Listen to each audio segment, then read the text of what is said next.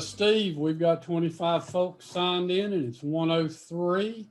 I'll go ahead and mute everybody in a moment with a reminder that I'll remove any personal health information when I do the YouTube video. So I'm going to mute all and turn it over to Steve. All yours, Steve. Welcome, everybody. Glad to see all of you here for our February 12th meeting of the Waynesville Rotary Club. Hope some more folks continue to join us.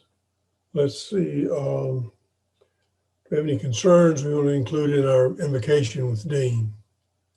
Okay, well, let's pray. My Heavenly Father, thank you for this day and for this beautiful place you allow us to live in. Thank you for the snow and the rain, the sunshine, the cold and the heat, and just the beauty of your creation.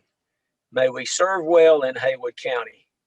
Let us ever be mindful of the four-way test and strive to live these words and to be true to them. May we boldly ask that this pandemic be ended soon. Provide ways for vaccinations to become available for all. Heal our world of strife and conflict. Hear the unspoken prayers of our members. Hear the prayers and requests uttered aloud to us today. A special prayer, we pray for Steve. We pray that you give him peace until the 24th, peace during the 24th, and healing, complete healing afterwards. Thank you for the fellowship and the good work of Waynesville Rotary and Rotary clubs around the world. Amen. Paul, the pledge and the four-way test. You'll have to, unmute yourself, Paul. All right. I guess this pledge is certainly taken on new meaning in the last couple of weeks.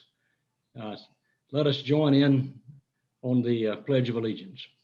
I pledge allegiance to the flag of the United States of America and to the republic for which it stands, one nation, under God, indivisible, with liberty and justice for all. And now, the four-way test of the things we think, say, and do. Is it the truth? Is it fair to all concerned? Will it build goodwill and better friendships? Will it be beneficial to all concerned?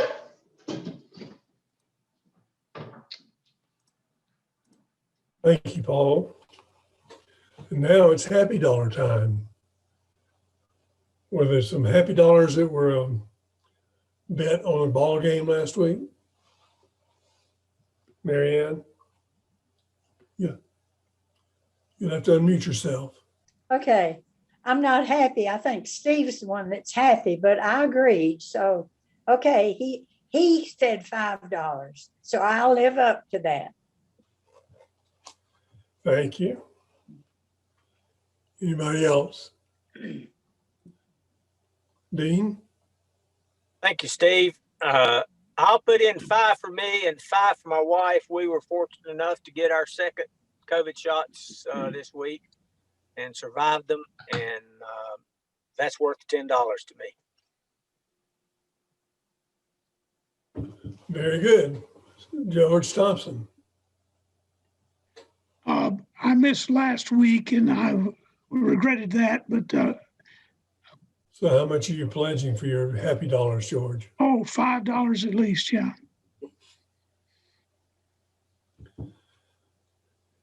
Anyone else? Steve Brown. I guess I'm going to have to, since Marianne was unhappy about donating 5 happy dollars. I guess I will have to commit 5 happy dollars in honor of Marianne and also for me having successful surgery coming up in the next 2 weeks. Thank you, Thank Steve. you.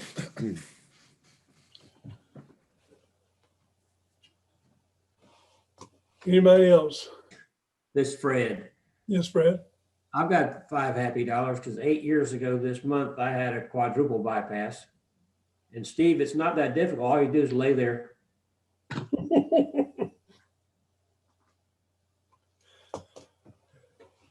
Maybe we ought to ask people to raise their hand if they've not had a bypass. I did get my first COVID-19 vaccine yesterday. Thank you, Ed. We were signed up for a week from today, but the health department called us at 1 o'clock yesterday and said, if you can get here by 3, we'll shoot you up. So we went ahead and did that. Any other happy dollars? I've got one, if that's all right. I want to do $10, 5 for the fact that not only did we get our second shot, but also the skill within which in the short time it took to get it. I really think our health department's done a great job down at the fairgrounds. The second thing is praise and thanks for my grandson, one of my grandsons, who will be going from Virginia Tech to Manhattan, Kansas to be the special teams coordinator for Kansas State's Wildcats football team. So I guess now that my team's not doing too well, I'm going to have to cheer for the Wildcats, not Kentucky, but Kansas State. Okay. All right. Thank you, Paul.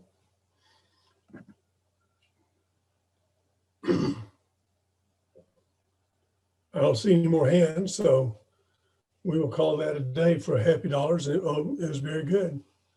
So thank you. John Keith is online, but he doesn't have to introduce today's program because we're having a club assembly. So that's on my shoulders. And we have a couple of things that we're going to do as to work into our club assembly day today. One is to get our annual report from the foundation.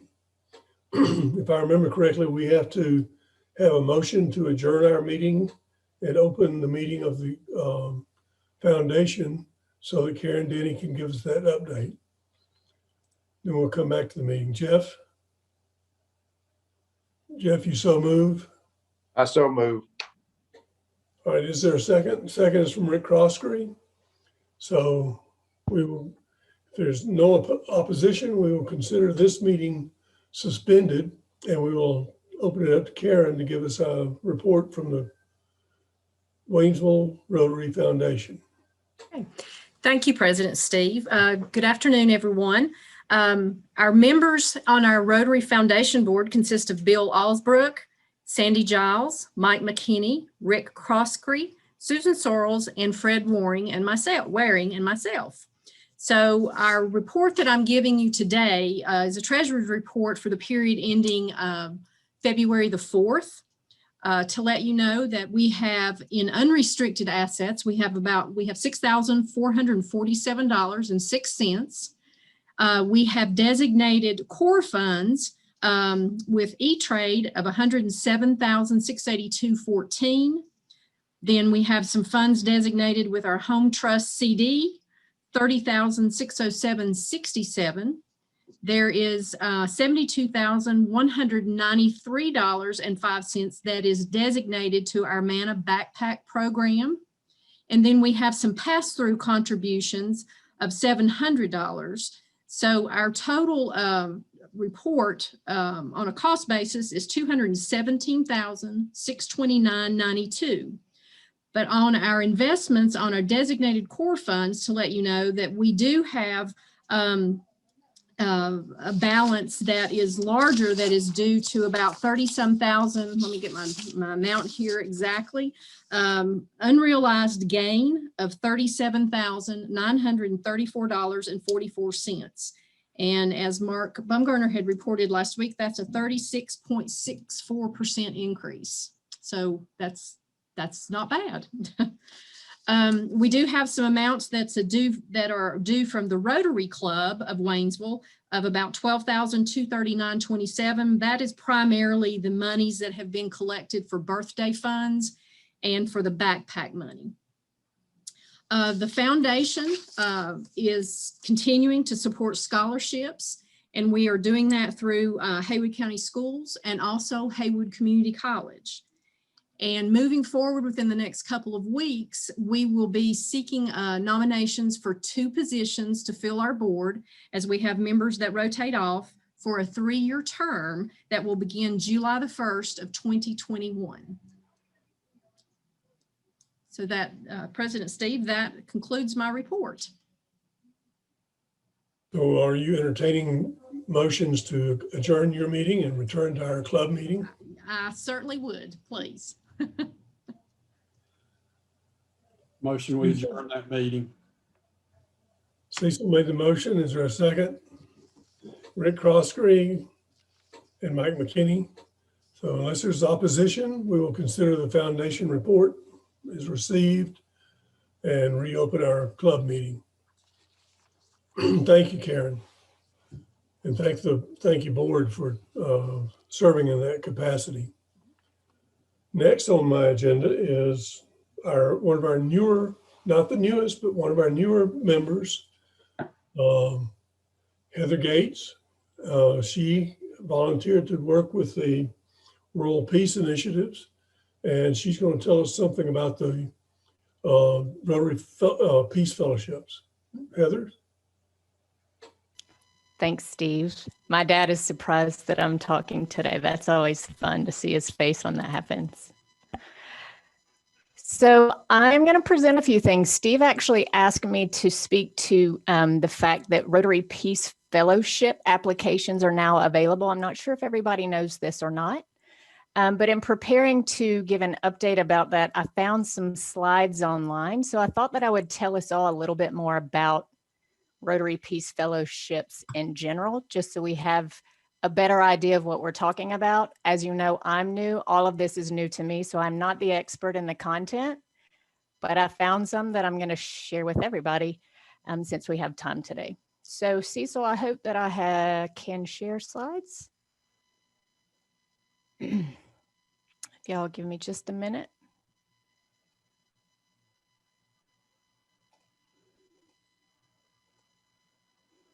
All right, who can I see? Cecil, will you give me a thumbs up if you see a Rotary Peace Center's fellowship slide? Awesome.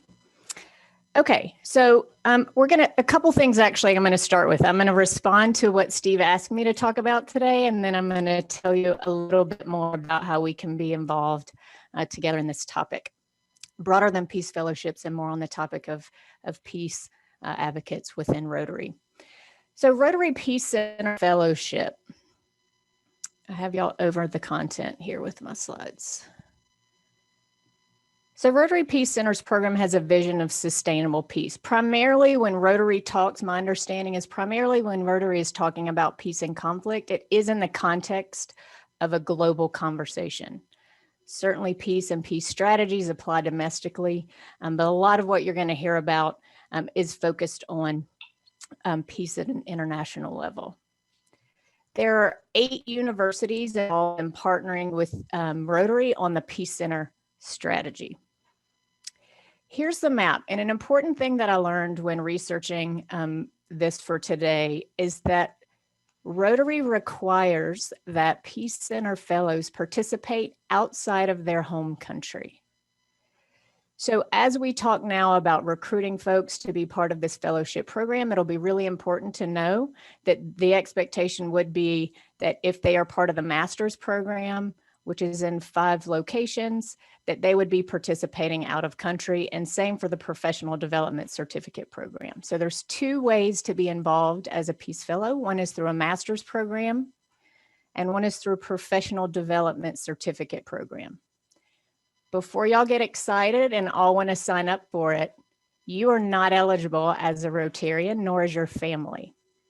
So this was a little bit of a sad learning for me on my end, which is why we're going to talk about other ways that you all can be involved in the content, because this really is about, at this point, how do we help identify and recruit others to participate in this opportunity and be involved in international travel.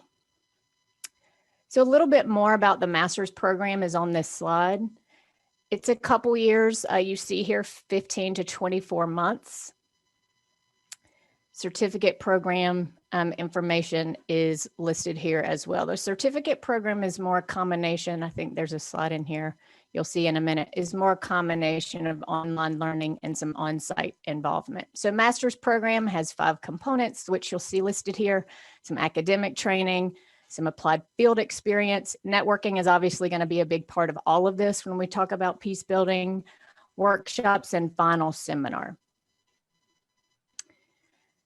Here's some qualifications. So as you start thinking about people that you know in your life that might be interested in this, these are some of the requirements that are going to be expected of them.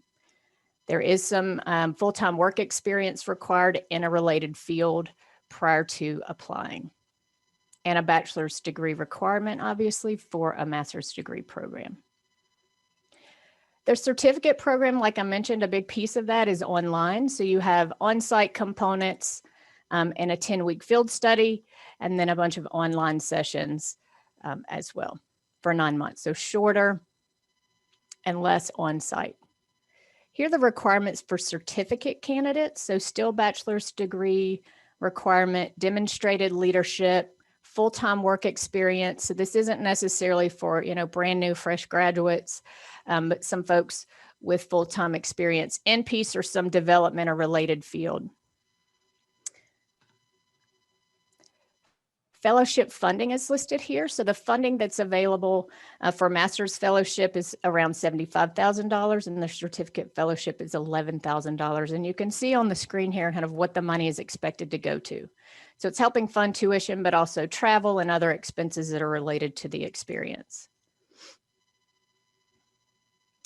So how to apply? Applications are available right now.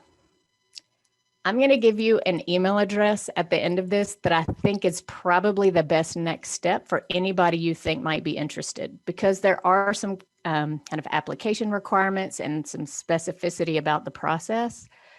So it seems like if anything in here piques your interest that somebody might be a good fit for it, I think either you or giving them this web address. So get ready to write it down if this sounds interesting.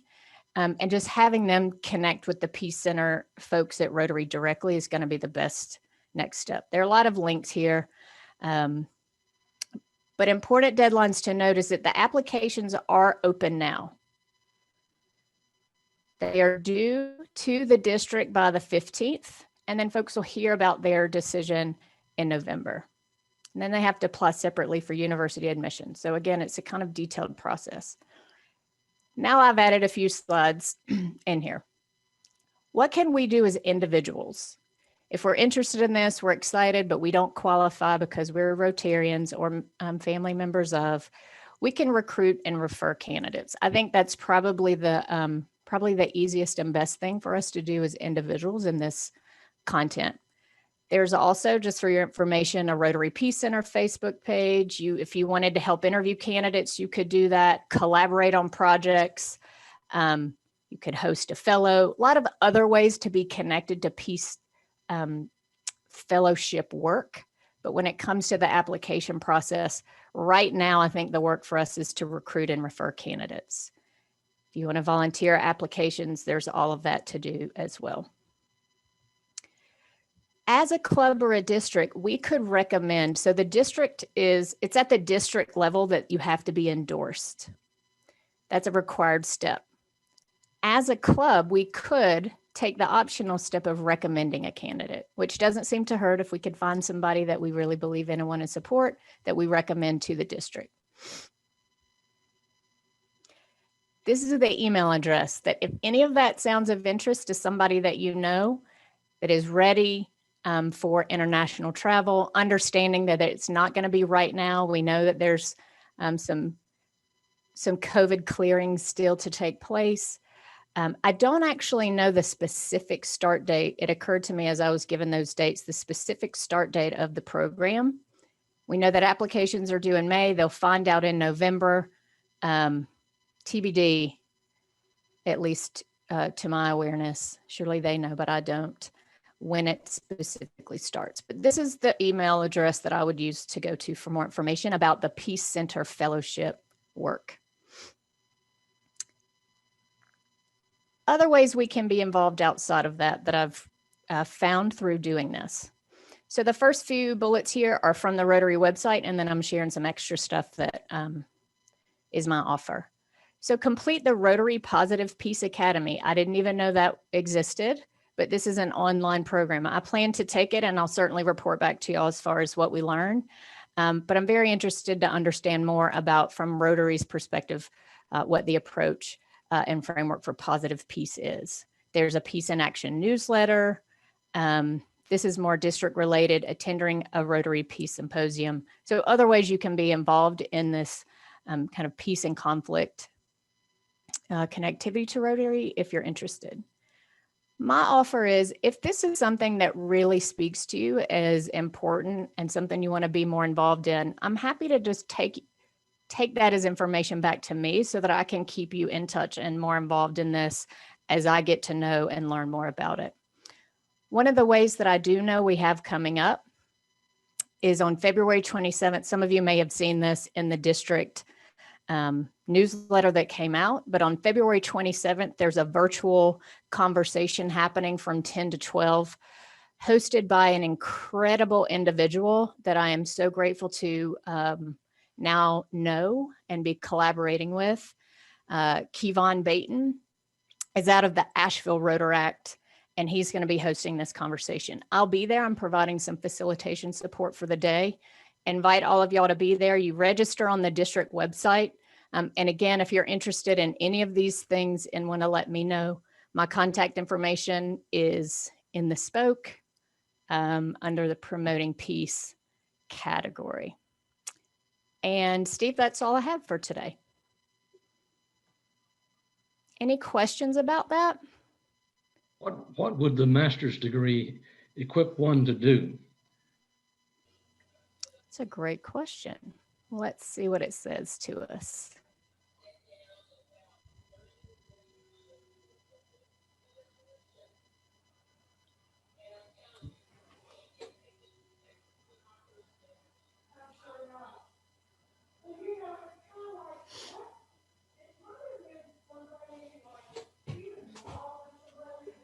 I would, yeah, and I apologize for scrolling back. And I was checking to see if I had that in the slide set, and I just skipped it, but I don't see the question answered explicitly in these, and I would prefer to use Rotary's language. So if I can, I'm not sure. Paul, was that you that asked the question? It's Paul Starnes. Okay. Yeah, it was me. Let me get back to you with the answer to that. Okay.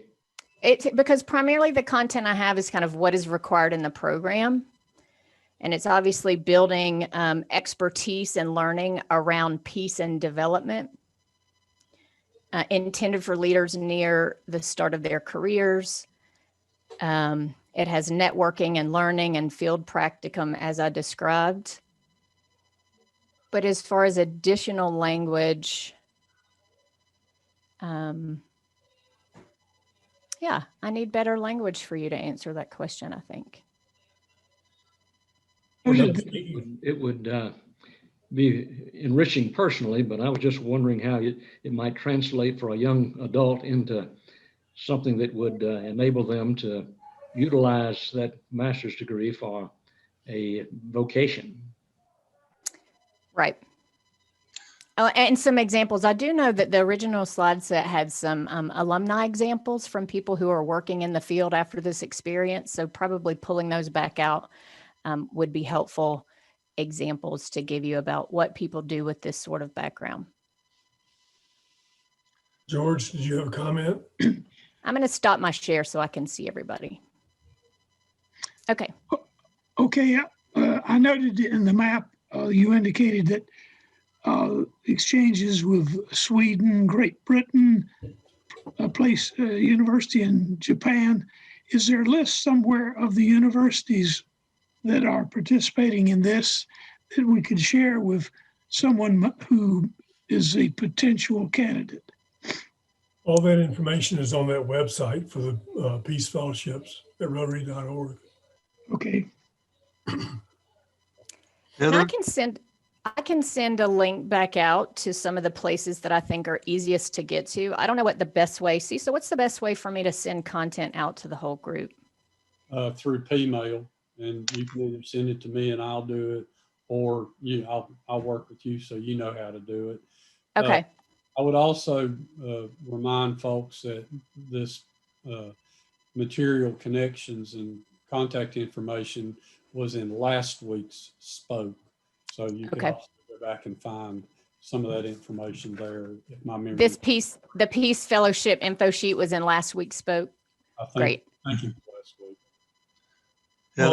Heather, I'm assuming that our club and our individual responsibility is to really encourage people to apply. Is that right?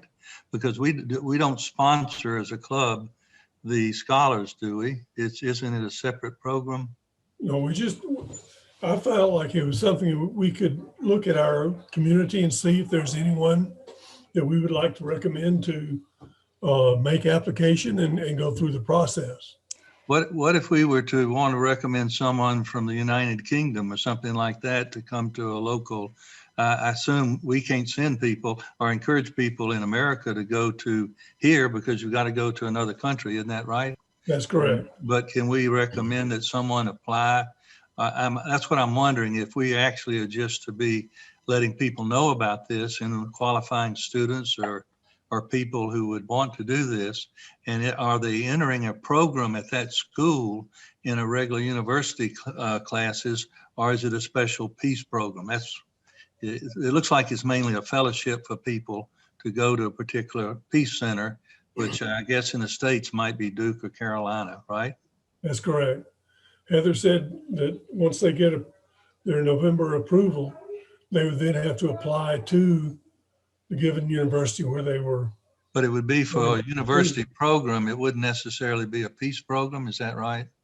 The programs are developed in conjunction between the universities and Rotary International. Gotcha. That would be helpful to know if there's, and I guess it's on that site you gave us. Isn't that right, Heather? And I think, Paul, the specific question I heard you, well, a couple things that I can respond to directly. So as far as what we as individuals in our club can do, it is, folks, my understanding, again, is at the district level that applicants are endorsed, but we can recommend. So if we had somebody that we wanted to recommend, that we could do that as a club. As individuals, I think you're right. I think our role is to help anybody who we think might be a candidate, learn more about the program, connect them to the opportunity, and see if it's a good fit, because there are eligibility requirements. Another question that I think I heard you say is, if we had, for example, somebody from the UK that wanted to participate in a US Peace Center, could we as a club endorse them? Mm-hmm. Yes. That's a great question. Or do they have to be endorsed by a club in their home country? Right. And I do not know, but I can ask. Okay. Well, I do have an interest in that area, primarily though relating to seminaries that have PhDs or THD programs that would be very helpful, because I think seminaries are, whether it's Duke or Wake Forest or whatever, but seminaries is a place that I think really we have people interested in peace. And I just don't know what qualifies, but I'd be glad, Heather, if you can send me whatever information I need, or I'll look it up. Okay. I'll look it up. I'll commit to follow up on both of these questions. So I hear requests for additional information on the types of employment and jobs that people do outside of this master's program. And then what is the process for us if we identify eligible candidates that are outside of country? Do they need to be endorsed kind of back home, or can we do that here? I would think it'd be easy to get a local club to support an application wherever interested person might live, because this is something that is recommended and encouraged across the world. Mm-hmm. They will need the endorsement of a district, and I would think that'd be easier to obtain where they live, more so than for us to do it from here. Yep. Thank you. Those are good questions, though. Thank y'all for your interest in it. Does anybody else have questions or a request for me to learn more so I can report back as we all learn together about it? Awesome. Thanks, Steve. Thank you, Heather. That brings us down to the official club assembly. And it's been since July since I did our first club assembly, and I wanted to give an update on activities and progress that we've made through the year.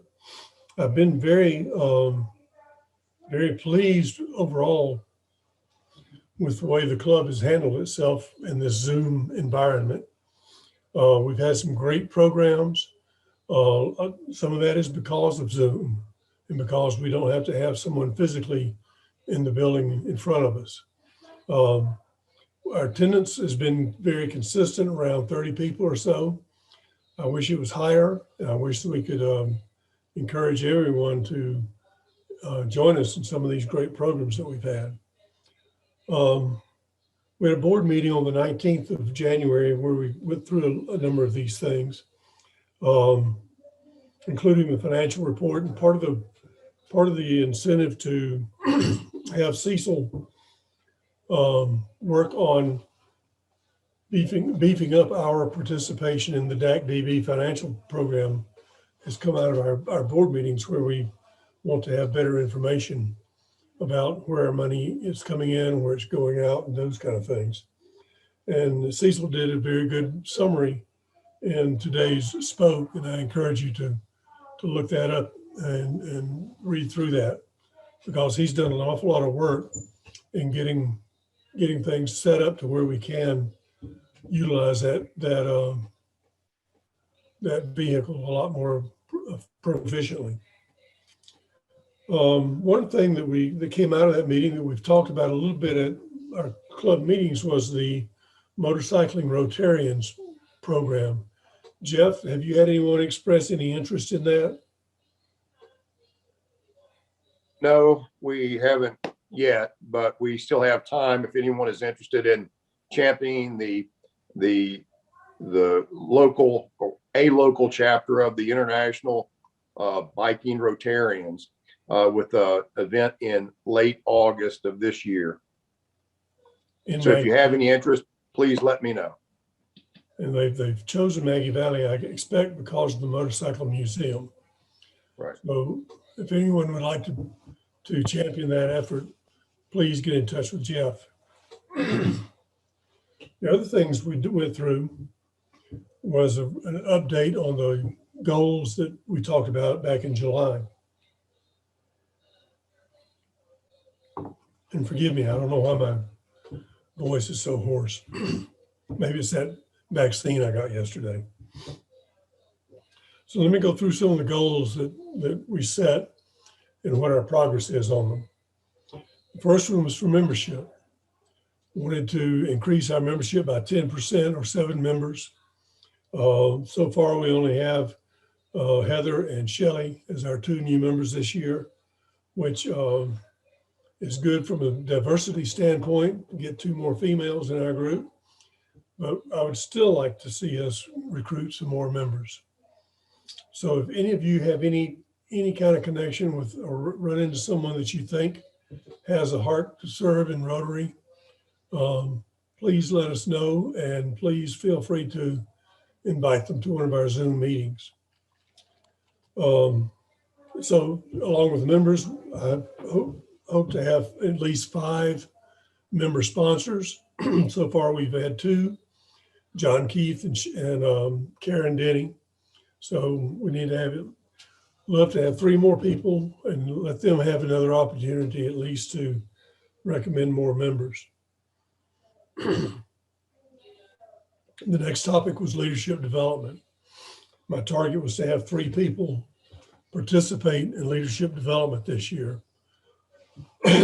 Right now, Jeff Norris and Jack Ewing are signed up for the pets and the pre-pets program for this year, so that will give us 2. I have not seen any offerings for the Rotary University programs that I participated in 2 of those last year. So I don't know that we'll be able to get our third person involved in leadership development, but I'll keep my eyes open and see what else we can do. The district conference, I wanted 2 people to go to that. That has now been moved to August because of the pandemic. And so I'll leave that open. And I expect I will go to the district conference, and we'll see if either Jeff or Jack or someone else from the club would like to do that. District training. There have been a lot of district training opportunities. I know that Mike McLean has been online with a number of the membership meetings. I've attended a couple of those. Jack and I have been online doing some of the financial learning for the DAC-DB program. And Cecil has done a lot this year and recently even in learning about the DAC-DB financial programs. So I feel like that's done quite well. The foundation annual fund, if we targeted at 78 members, I was hoping to have $100 per member to go into the Rotary International Foundation.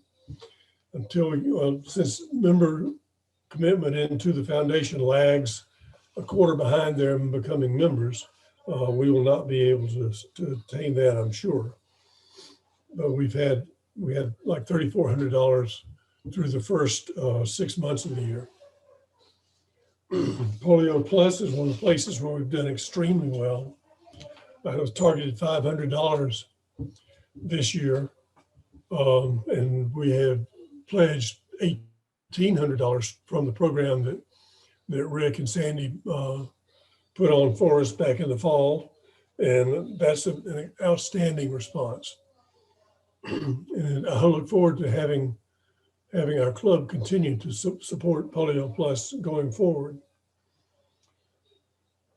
Service projects. This is one place where I think we really shine, continue to shine even in the midst of COVID. I had a target of 6, and this was even before, we were in the middle of, we'd already had COVID start. So I thought 6 was a decent number. As I made notes about this, I think we've already had 10. We had bell ringing. We had continue to have habitat support. We continue to do the open door each month. We had the toy run. We had the food drive for the Haywood County School Pantry. We had Day of Caring. We had $8,000 pledged toward Christmas baskets in our club, along with the Haywood Club, and I don't remember the Sunrise Club, but we delivered over 500 Christmas baskets to people in the community. The backpack program continues, even though I think Bill Owen and Charles Umberger are doing most of it. It has been a limited program this year. We had the blanket drive where we had 76 blankets delivered to mountain projects for them to distribute. And then the bus camera program. We still are in the process of trying to raise the money to outfit some more of our county school buses with protective and security camera systems on the buses. So that's 10 easy. Are there any others that you know of that I have not made note of? Okay, the next area was the Rotaract Club. Karen Denny and one of the members of the Haywood Club are the kind of lead people for the Rotaract Club at Haywood Community College. They've had decreased participation because nobody can get together. So that's not too surprising, but hopefully we can continue to support that effort. I did a strategic plan, which has been recommended. I think it was a new recommendation this year for club presidents. So it's something that Jeff will need to continue to work on for next year. Our online presence has been very good. I think a lot of that is due to Paula Barton, who's not able to be with us today, but she has gotten, or efforts have been made to make sure we have at least 7 stories published in the newspaper.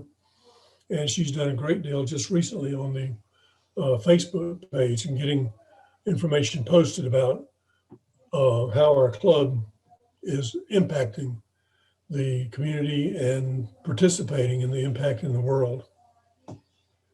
Social activities, I was hoping we could have 4. However, the pandemic has lasted a whole lot longer than anybody expected, particularly our past president. So we have not had any social activities. So update on the website and social media, again, Paula has stepped up to help with that and updates it at least weekly, if not more frequently. So that's pretty much the goals that I had gone through. And except for membership and some of the things we cannot do, I feel very good, very, very good about the activity level and the support that you as our Rotary members have provided to our club. Were a couple of things that I introduced that I think the club needs to think about. One is, when should we resume face-to-face meetings? And the second is, should we look at changing the day that we meet? Friday afternoons has become, instead of a preamble to a golf outing, has become a lot more frequently the time that a lot of families try to get away to expand their weekend activities with family. So the idea of maybe choosing another day that we would not want to use Thursday because that would conflict with the Haywood Club, but maybe another day of the week. And it might again help us be more appealing to some of the younger family oriented folks for membership. The question about resuming meetings led to the idea of letting Cecil know when we've had our vaccinations, particularly the second vaccination, more so than the first, because that's when we'll get to the point of having our local club herd immunity. So heard Dean McMahon say earlier that he had gotten his second vaccination. So as you get a second vaccination, please let Cecil know so that we can keep track of that. Another thing about resuming face-to-face meetings is where to meet. I don't think there's a real strong support to go back to Laurel Ridge Country Club. So we would need to look around and find another place. So we have several things have been mentioned, but if you know of something that you would think would be maybe a good venue for us to consider, please let me know. And I'll start trying to pull some of that together before Jeff takes over.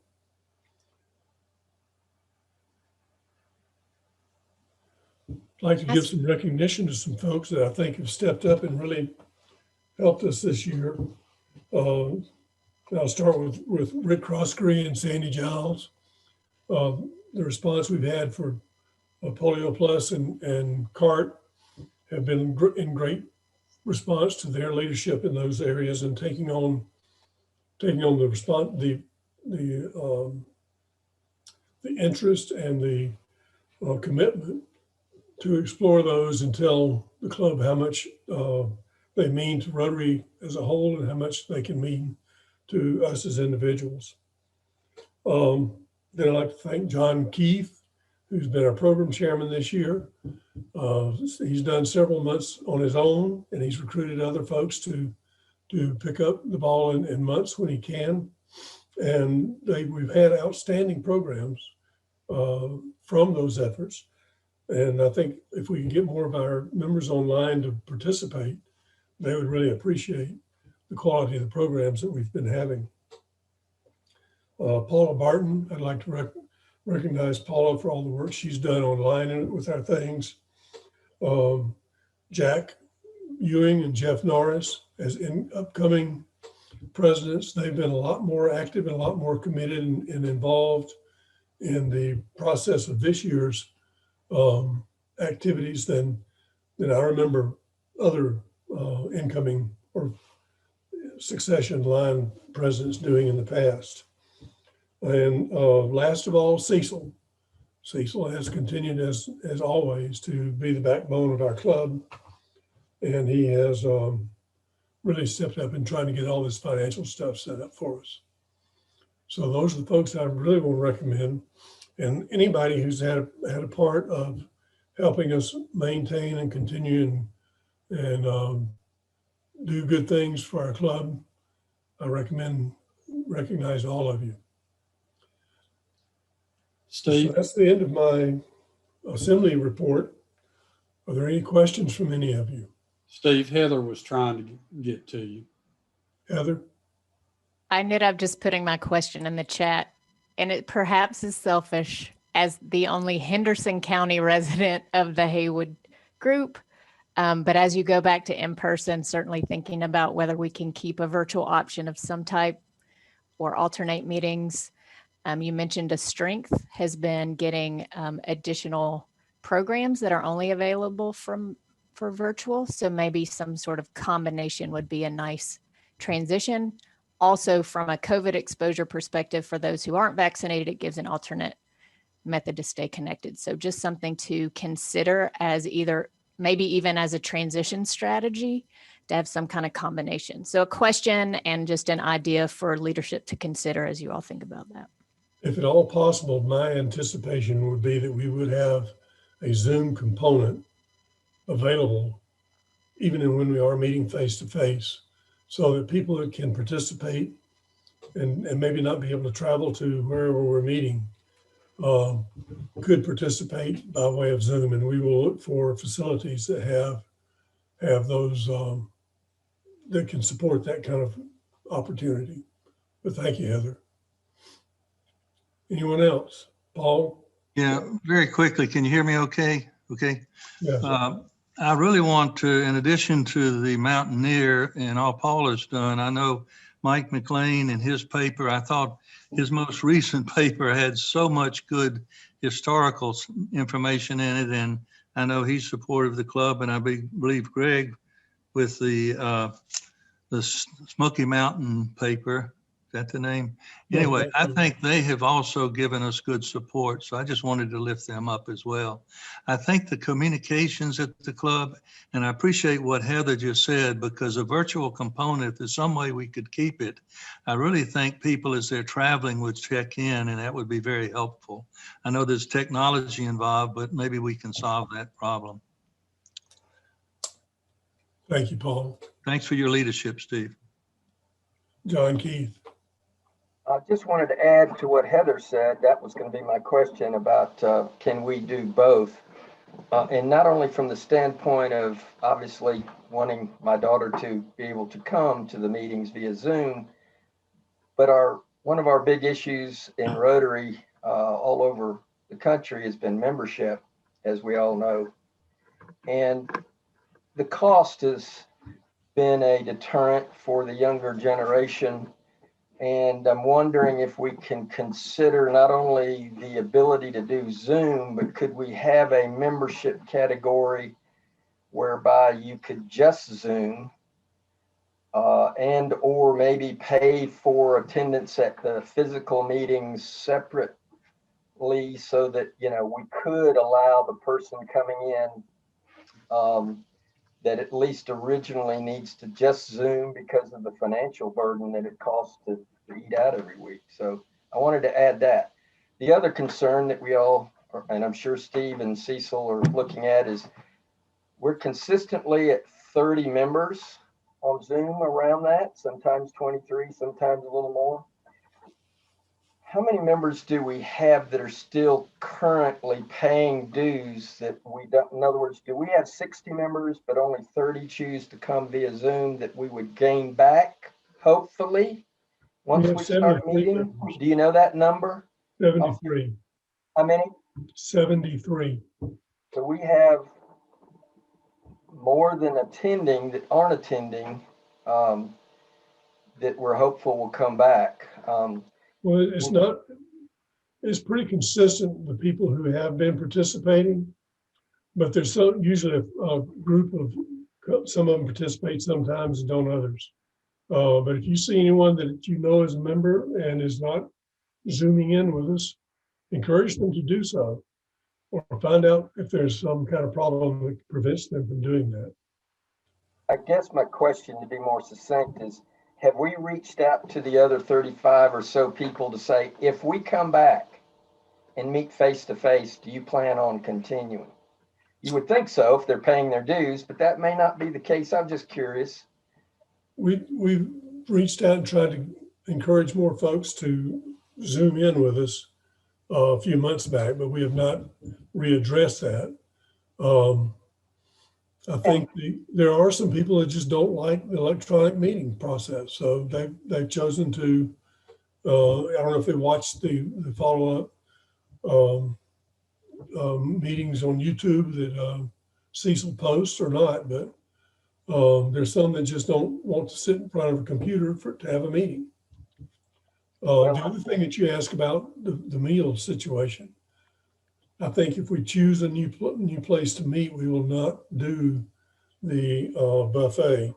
We will try to use let people order their own meals from a menu or through some other kind of whatever kind of other options that we might choose. And Steve, my last question, Steve, how many new members did you say we had this year? 2. We missed then Chief David. 3. You're right. I'm sorry. That's all right. I didn't want his feelings to be hurt. Where David, didn't mean to leave you out. So we have. No problem. Did you say something, David? No problem. No worries. So we still have 2 sponsors because John Keith sponsored 2 of those, and Karen sponsored Shelley. Steve, I think another number to keep in mind when we talk about attendance at Zoom versus comparing that to an overall membership of 73, 74 members is we were averaging about 41 people when we were having face-to-face. So it's not that we've lost from 74 down to 31 on average. We've lost from 41 down to about 31 on average, with the high being face-to-face.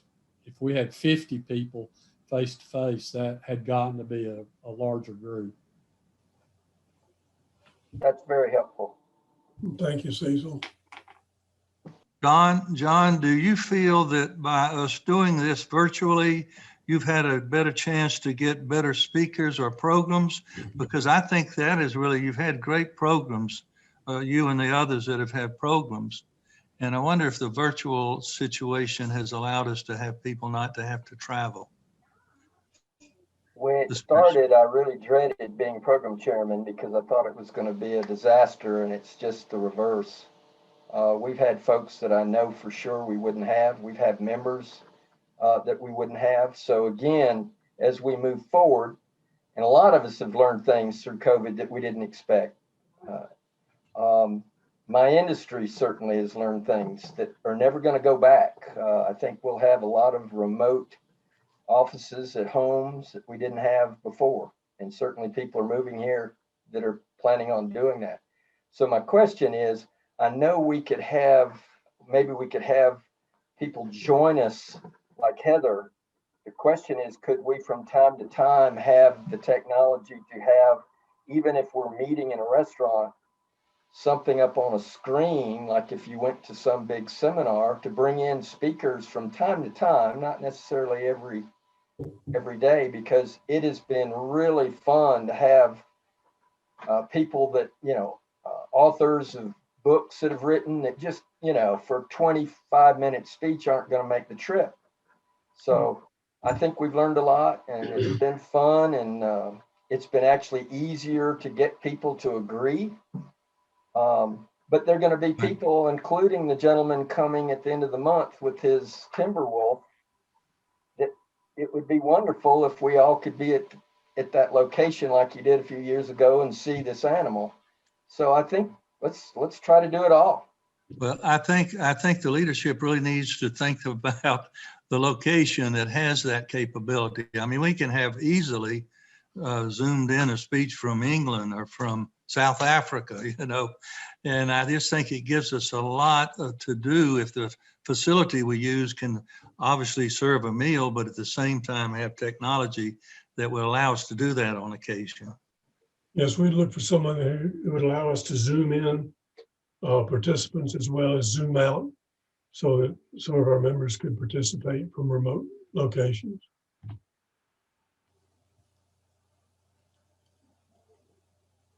Any other questions, comments? Steve Brown. Yeah, I just wanted to give the club an update. And a lot of you know this, but a lot of you may not know that for the since I've been in the club in the early 80s, we have sponsored a Boy Scout troop, number 318, which meets on East Street at a cabin there that we remodeled back in my tenure years ago.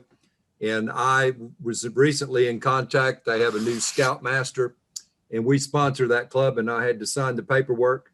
And I mentioned to him that we've had very little involvement with their troop in the last 3 or 4 years.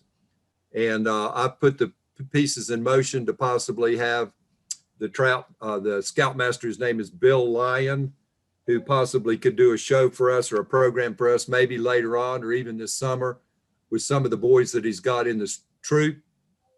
And also during that conversation, I met the new DE, who is, I think his name is Brian Sullivan.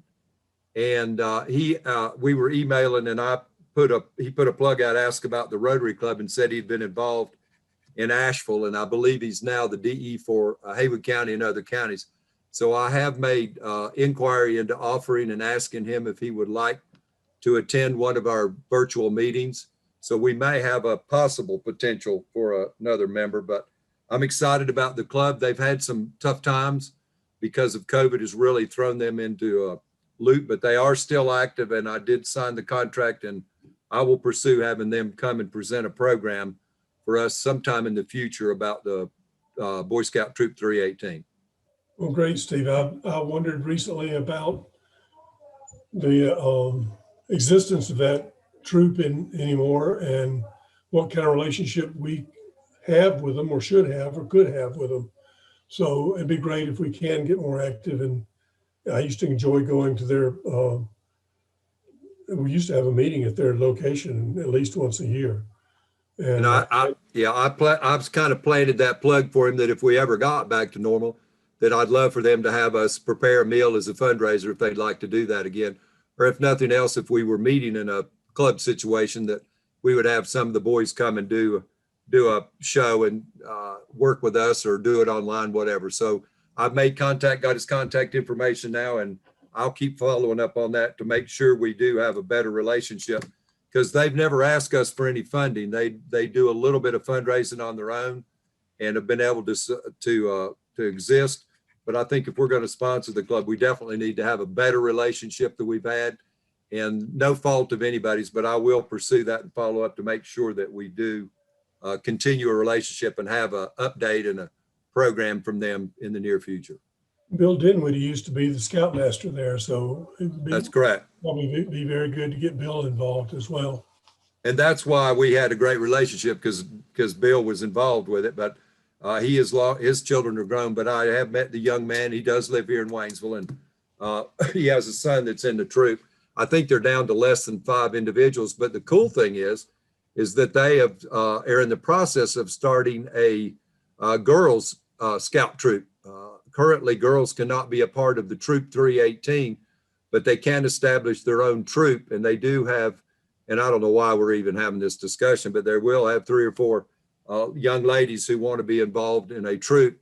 So maybe that'll all transpire by the time we get to have them do a presentation for us and have the young ladies and the men be involved in a program for us. All right, thank you, Steve. We've run over time. Appreciate all of you hanging in here with us. But unless there's something else that you'd like to bring up for the good of our club or Rotary, I guess we can call it quits for the week. And see you next week, and we'll have another good program then. Thank you for all being here.